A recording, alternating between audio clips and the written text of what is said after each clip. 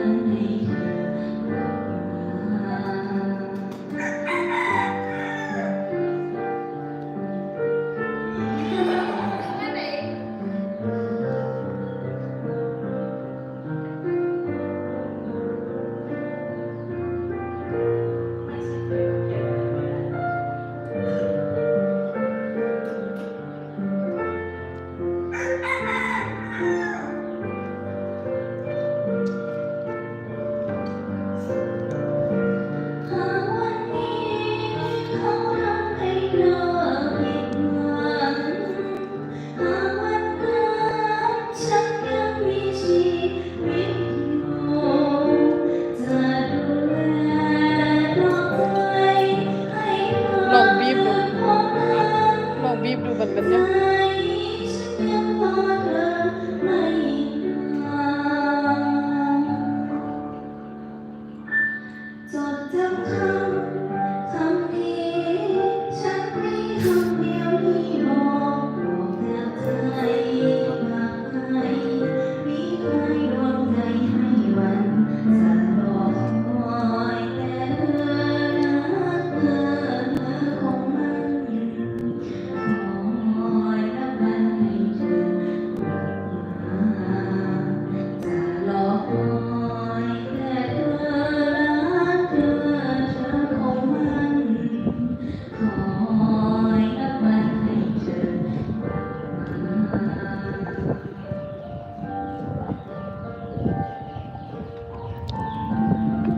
สบายดี121คนเด้อเข้ามาเบิ่ง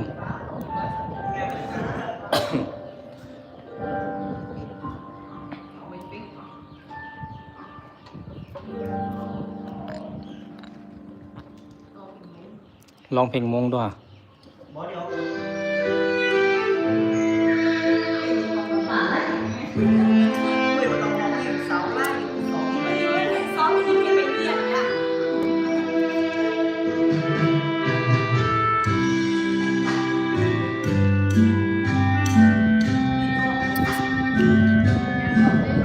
มีคอมเมนต์เลย สวัสดีสภาฟาร์มเอาเอิญและทีมงานอยู่ไหนกันครับน้องๆร้องเพลงไทยได้เพราะมากๆครับผม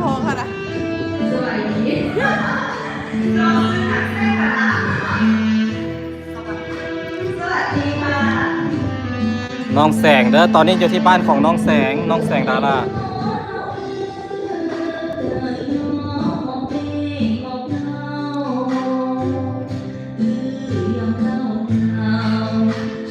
น้องแสงเป็นคนมงเด้อพี่น้องเป็นคนมง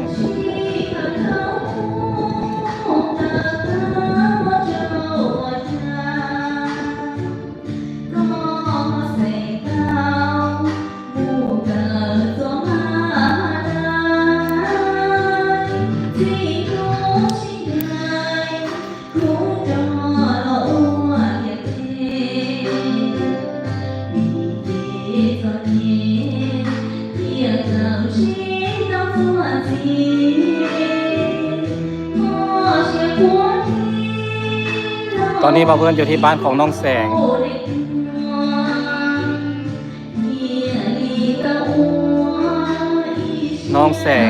ดาราหรือว่าน้องปักหัวนั่นเอง